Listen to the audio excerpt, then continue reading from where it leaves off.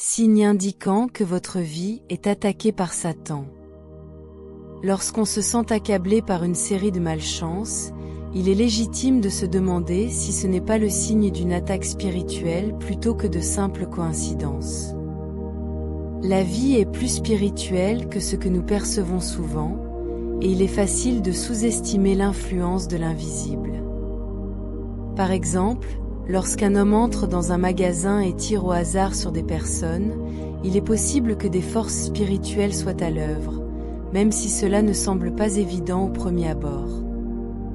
Satan s'attaque parfois aux croyants, mais ceux qui connaissent leur position et leur autorité en Christ peuvent le repousser. Cependant, on ne peut combattre ce que l'on ne reconnaît pas. C'est pourquoi il est crucial de comprendre si certains événements sont des attaques du diable ou de simples coïncidences. Chapitre 1 – Satan est un imposteur. Alors que le monde devient de plus en plus sombre, Satan intensifie ses efforts pour décourager les croyants et les détourner de la parole de Dieu. Certains chrétiens voient ces événements comme des signes des temps, tandis que d'autres se résignent ou prient simplement pour tenir bon jusqu'à la fin. Toutefois, depuis toujours, le diable tente de semer le chaos parmi le peuple de Dieu. Adopter une attitude passive en espérant que Satan nous ignorera est inutile. La Bible nous avertit dans Jean 10, verset 10 que « Le voleur ne vient que pour voler, tuer et détruire ». Tant que nous vivons sur cette terre, l'ennemi cherchera à nous dévorer, comme l'apôtre Pierre l'a précisé. Dans 2 Corinthiens 11, versets 13 à 15, Paul explique que certaines personnes se déguisent en apôtres, tout comme Satan lui-même se déguise en ange de lumière. Ce stratagème astucieux rend difficile l'identification de ces attaques, car il se dissimule souvent derrière ce qui semble bon. Ainsi, avant que nous ne réalisions ce qui se passe, il peut causer des dégâts considérables. La Bible montre que Satan utilise diverses tentations et attaques, y compris des accusations, pour atteindre les croyants. Il est implacable, déterminé et rusé. Il prend l'avantage lorsqu'on ignore ses intentions et ses actions. En ne reconnaissant pas les attaques spirituelles pour ce qu'elles sont, nous risquons de nous laisser dérouter par ces stratégies. Chapitre 2 – Signe que le diable vous attaque. 1. Vous perdez le zèle et la force de vous adonner à des activités spirituelles. L'un des tout premiers signes d'une attaque spirituelle est une perte lente mais progressive de passion et de zèle pour les choses de Dieu. Votre vie de prière et de lecture de la parole n'est plus cohérente. Stratégiquement, le diable vous donnera tant de raisons pour lesquelles cela se produit, et vous pourriez commencer à penser qu'elles sont légitimes. Écoutez, c'est le diable à l'œuvre. Sans une vie de prière cohérente, vous chercherez spontanément autre chose pour vous fortifier.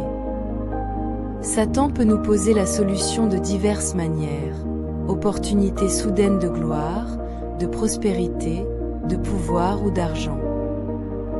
L'un des tout premiers signes que vous êtes sous une attaque spirituelle est un affaiblissement de votre vie de prière. Jésus a demandé à ses disciples: « Ne pouvez-vous pas veiller 1 heure avec moi ?» Puis il leur a dit: « Veillez et priez, de peur que vous n'entriez en tentation.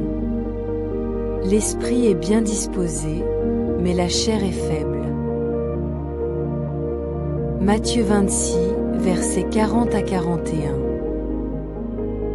Il y a 2 façons dont l'ennemi peut détourner votre attention.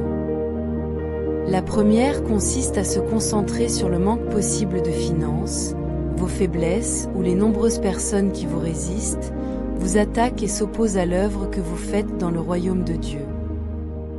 Lentement, l'inquiétude et la peur commencent à grandir. La douleur, le rejet et l'humiliation peuvent vous atteindre, et votre cœur peut être rempli d'un désir de réagir avec amertume et manque de pardon. Avec le temps, votre cœur peut commencer à se durcir envers les gens, envers le Seigneur et même envers vous-même.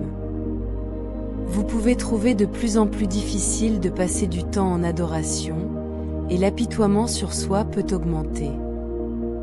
Vous remarquerez cela dans votre façon de parler en général et de parler des gens. Lentement, votre cœur peut même commencer à se refroidir envers Dieu, surtout si vous sentez que Dieu ne tient pas ses promesses ou qu'il vous traite injustement. La deuxième façon dont l'ennemi peut attaquer un chrétien est d'éliminer toute résistance et de rendre tout très facile, en particulier en ouvrant des portes qui ne sont pas la volonté du Seigneur, mais qui semblent très souhaitables dans une situation désespérée. Le discernement est tellement nécessaire à chaque étape que nous franchissons. Une fois que quelqu'un se sent au sommet du monde et capable de tout faire, cela peut le faire tomber dans le piège de ne plus chercher la volonté du Seigneur, ni vivre intentionnellement une vie de gratitude et d'action de grâce. 2. Vous vous isolez progressivement des relations d'alliance. Lorsque le diable s'en prend à un homme, il le déconnecte de tous ceux qui peuvent apparemment l'aider à retrouver son chemin. Ces personnes qui peuvent le corriger et le réprimander lorsque de vieilles iniquités commencent à le tenter.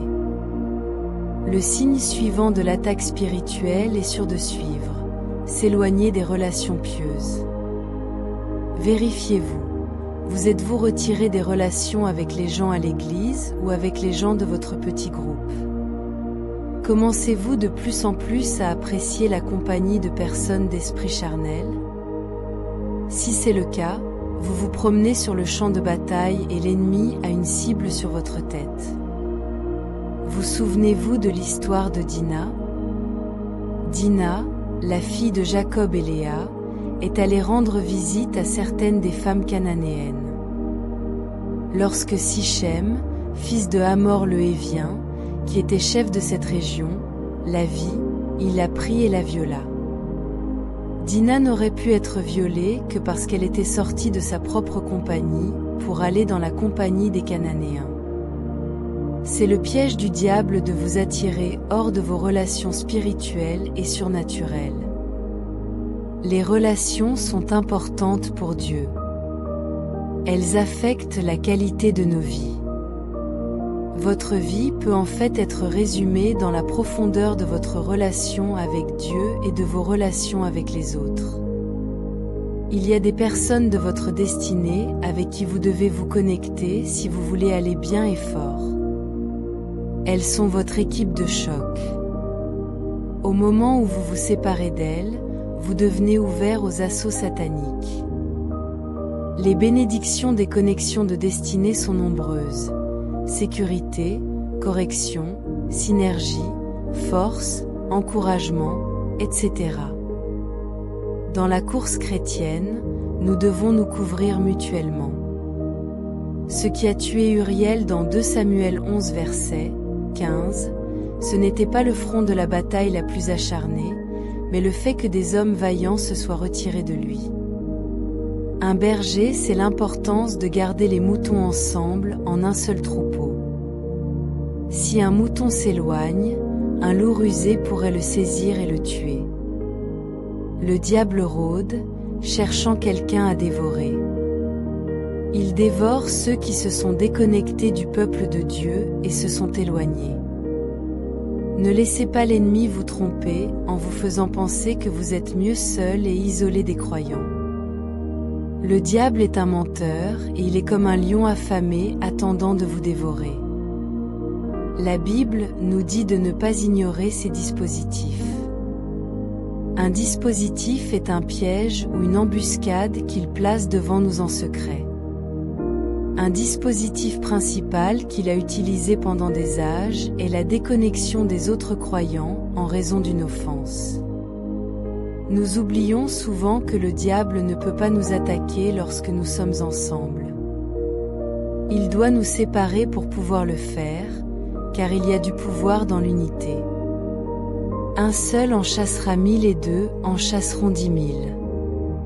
3. Il bombarde votre cœur d'incertitude, de peur et de doute. Le diable sait qu'une fois qu'il peut vous amener à douter de la bonté de Dieu, à douter de la fidélité de Dieu, tout est possible. L'esprit est l'endroit où la bataille spirituelle est menée. Elle y est gagnée ou perdue. Satan peut attaquer l'esprit avec des pensées négatives et inquiétantes d'anxiété, de peur et d'inquiétude.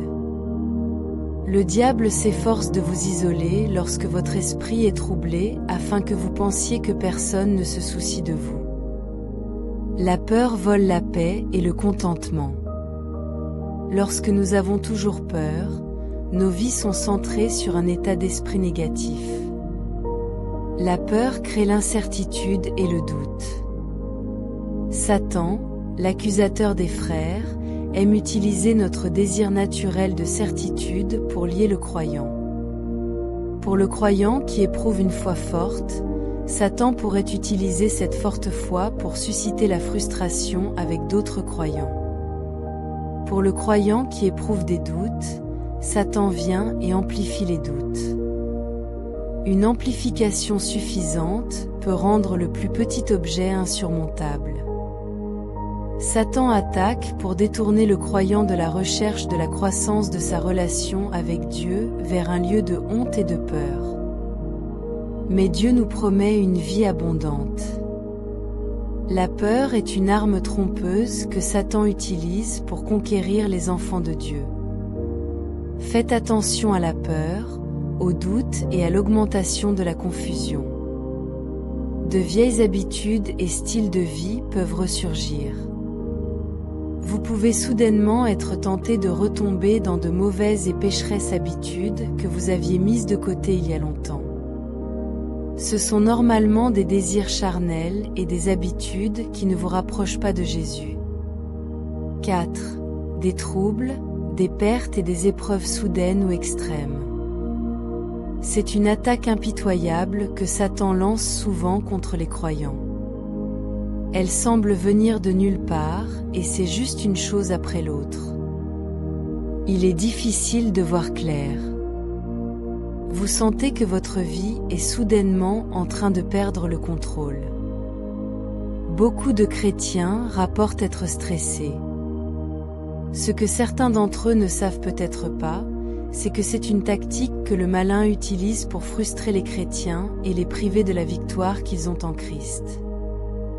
La Bible rapporte de nombreuses situations stressantes que certains personnages bibliques ont rencontrées. La vie de Job est un exemple pour nous de ce que cela peut être. Le diable est allé voir Dieu pour lui demander s'il pouvait tourmenter Job, pensant qu'il essaierait de l'éloigner du Seigneur à travers les nombreuses luttes qu'il a rencontrées. C'est à ce moment-là que le loyer de la maison est dû, les factures s'accumulent, votre enfant a eu un accident, une attaque soudaine sur la promotion pour laquelle vous êtes plus que qualifié, et d'autres choses encore. Vous voyez, l'objectif du diable n'est pas de vous rendre pauvre. L'objectif du diable est de faire tout ce qui peut vous faire détourner les yeux et le cœur de Dieu. 5.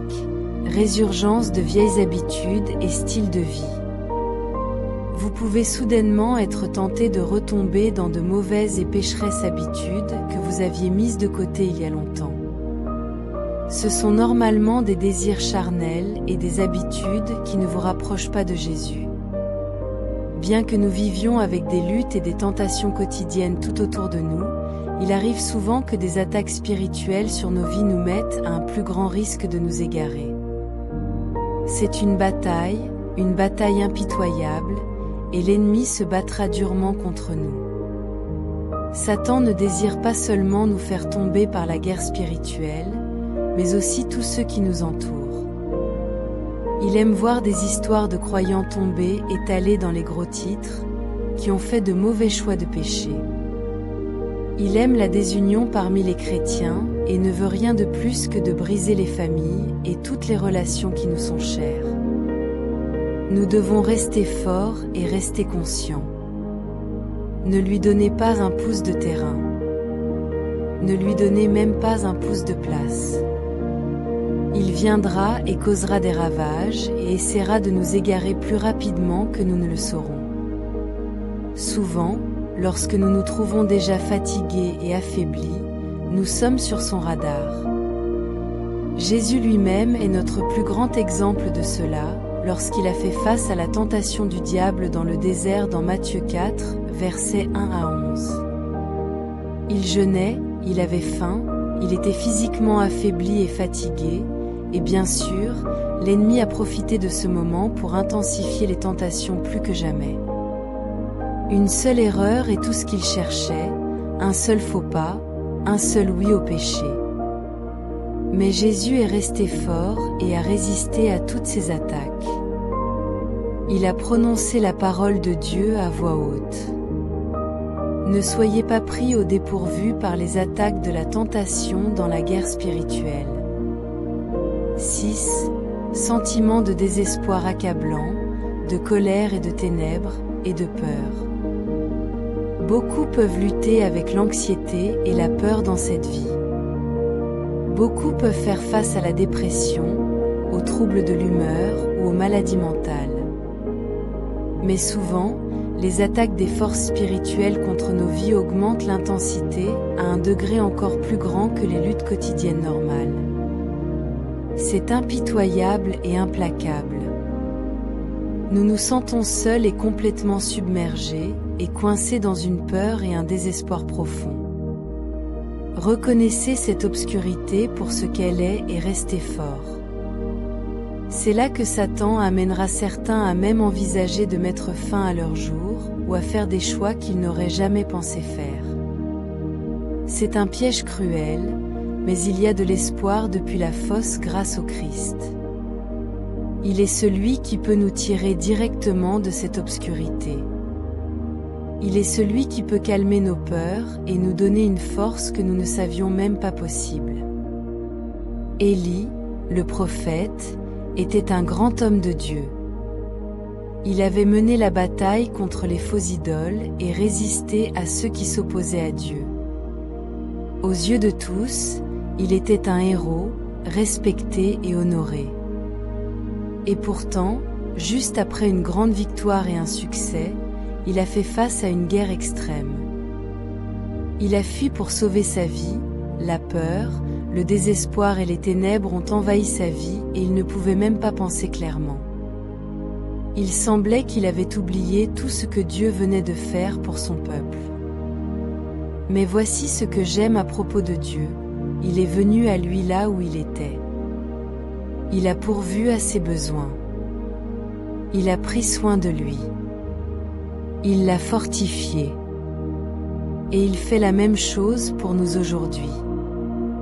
Pensez-vous que vous êtes sous l'attaque du diable? Devinez quoi?